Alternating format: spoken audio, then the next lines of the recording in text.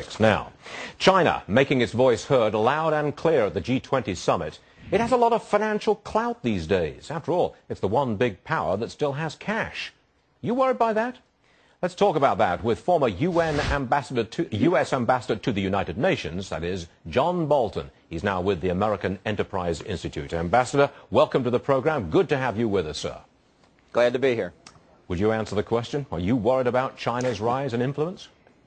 Well, I think a lot depends on how they conduct themselves. I think they've demonstrated they're very worried about the potential massive increase in U.S. debt that would be required by President Obama's budget. They fear that their own debt's value will decline, and at least in some preliminary auctions, they've shown they're not prepared to pay the interest rate that's out there now. So I think they are making their influence felt, and I think it ought to be very worrying for American policymakers who think that China is an unlimited market for U.S. debt. Will they use their money, that is the ability to buy America's debt, as a political weapon? And step outside the realm of economics and use it as a political weapon to achieve political goals?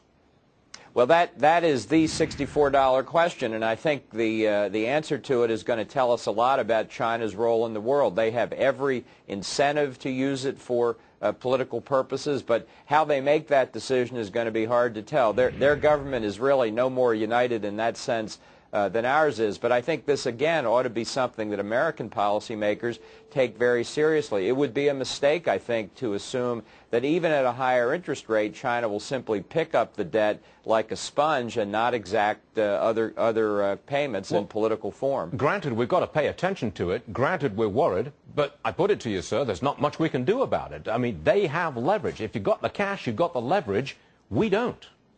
Well, I'd say there are two answers to that. First is we don't necessarily have to spend our way into debt that requires them to buy substantially more. So if we had more fiscal self-discipline ourselves, we wouldn't be playing into their strength.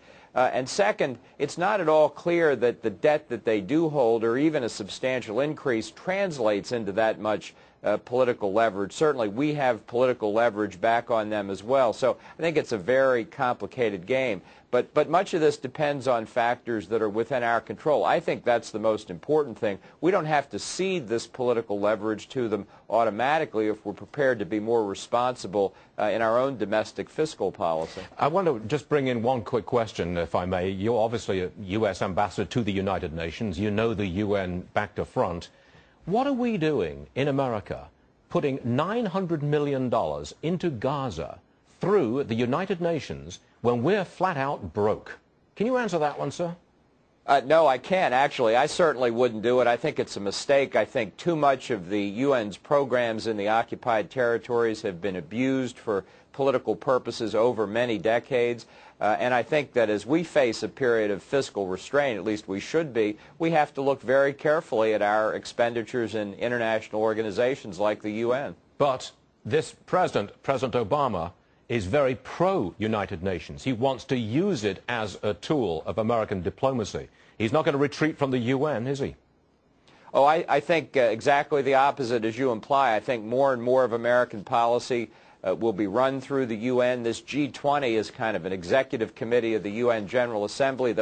Many of those developing countries have wanted economic policy set in the General Assembly and the UN now for a long period of time, and he appears to be willing to move in that direction. I think that's a grave peril for us in the years ahead. And that's your last word, and we thank you for it. Ambassador John Bolton, thank you so much for being with us, sir. Appreciate it.